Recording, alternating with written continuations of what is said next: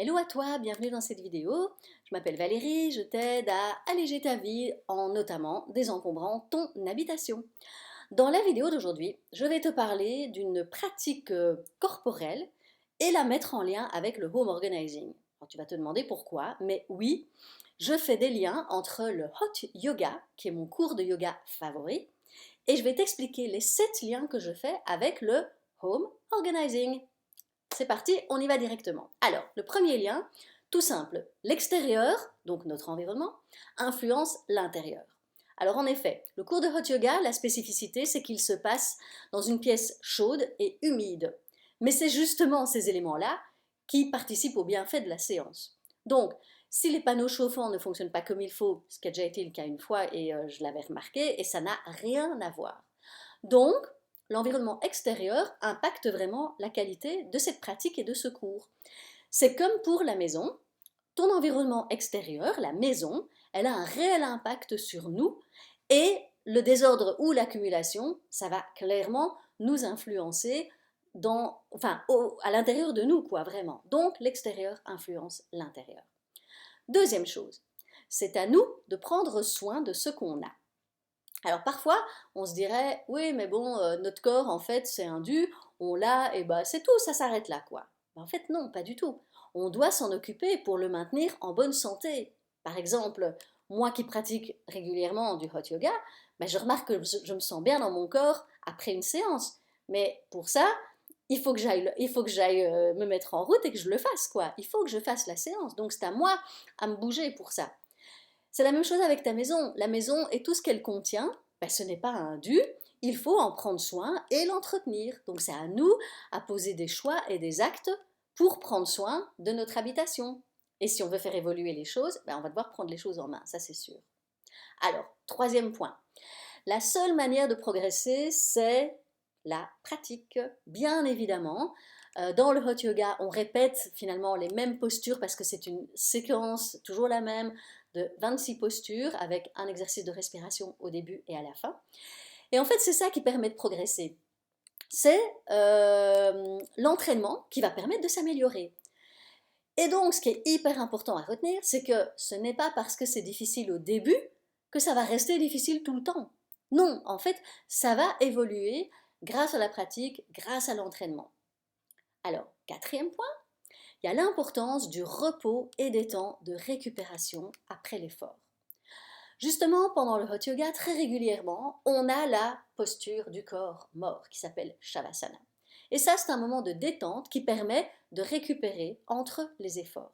Donc, ce qui veut dire que souvent, dans ce cours, on alterne entre action et repos. Eh bien oui, c'est hyper important pour le corps, mais tu penses bien que quand tu désencombres et tu tries dans ta maison, c'est aussi très important mais de faire des pauses. C'est indispensable parce que ça va te permettre de fonctionner un peu mieux dans la durée en tout cas, au lieu de te fatiguer et de t'épuiser, ce qui n'est vraiment pas le but. Le cinquième point, c'est un peu plus subtil là, mais c'est pour dire que globalement, beaucoup de choses sont reliées. Donc, mon corps, il est globalement relié à mes pensées, à mes émotions, pas que, mais bon, surtout à ça, et l'énergie, elle circule à travers mon corps. Donc, par exemple, je sais que grâce au yoga, j'agis sur mon corps, mais aussi sur mes pensées et mes émotions. Eh bien, avec le home organizing, c'est un petit peu la même chose parce que quand tu commences à agir sur ton environnement, que tu fais du tri, eh bien, ça va faire aussi bouger d'autres choses dans ta vie. Donc, ça va parfois t'aider à prendre des décisions, à faire des choix en fonction de toi. En tout cas, ça va avoir des répercussions au-delà, enfin bien plus loin que juste s'arrêter au home organizing parce que plein de choses en fait sont reliées, quoi.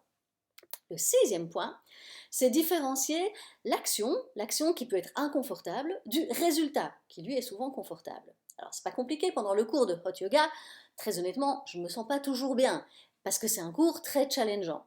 Mais je me sens tellement bien après le cours, et surtout après la douche, que en fait je suis ok avec l'inconfort que je ressens pendant le cours, quoi.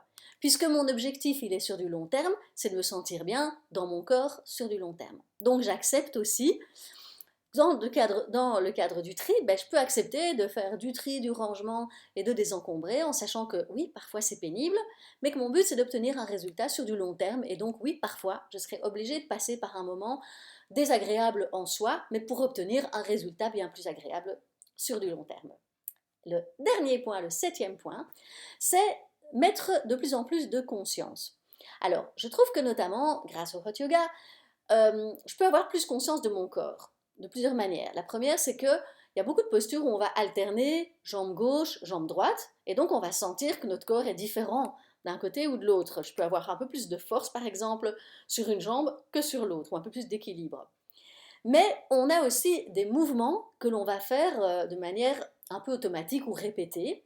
Et là, justement, on a le choix. Soit de le faire de manière automatique, soit de le faire de manière consciente et du coup d'alterner pour ne pas le faire de la même manière.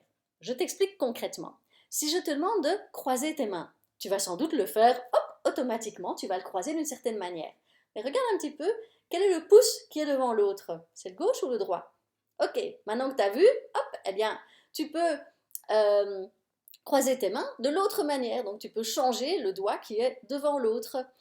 Et tu vas sentir tout de suite quand même que ta main, ah, c'est pas la même chose, quoi. Eh bien moi justement, pendant le cours de Hot Yoga, je m'amuse vraiment à alterner de manière consciente deux choses. C'est surtout la posture des mains, quand on doit les croiser, mais aussi quand on doit se redresser. En fait, quand on se redresse, on va se tourner. On peut choisir un côté ou l'autre. Et moi, j'essaye vraiment de régulièrement alterner.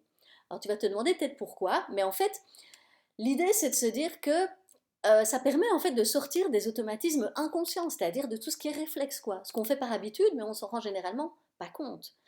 Et c'est justement parce on n'en s'en rend pas compte qu'on ne peut pas non plus agir dessus. Par contre, si je décide de le faire consciemment pendant le cours et que je me dis ah ok, je me tourne d'un côté puis je me tourne de l'autre, eh bien tu apprends justement, tu muscles le fait de mettre de la conscience. Et en fait, pour moi, dans le tri, il y a quelque chose d'un peu semblable.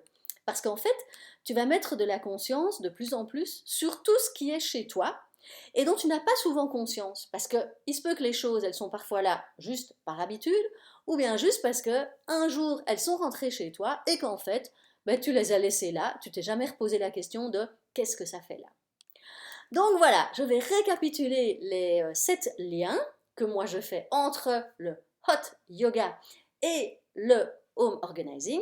Donc le premier c'est que l'extérieur, donc notre environnement, influence l'intérieur. Deuxième c'est que c'est à nous de prendre soin de tout ce que l'on a. La troisième c'est que la seule manière de progresser c'est par la pratique. La quatrième c'est l'importance du repos et des temps de récupération après l'effort. Le cinquième, c'est que tout est relié, donc on a parfois des bénéfices cachés, des bénéfices secondaires, mais parce que tout est relié. Sixième, c'est de différencier l'action qui peut être inconfortable du résultat qui lui est souvent confortable. Et le septième, c'est de mettre de plus en plus de conscience dans notre vie.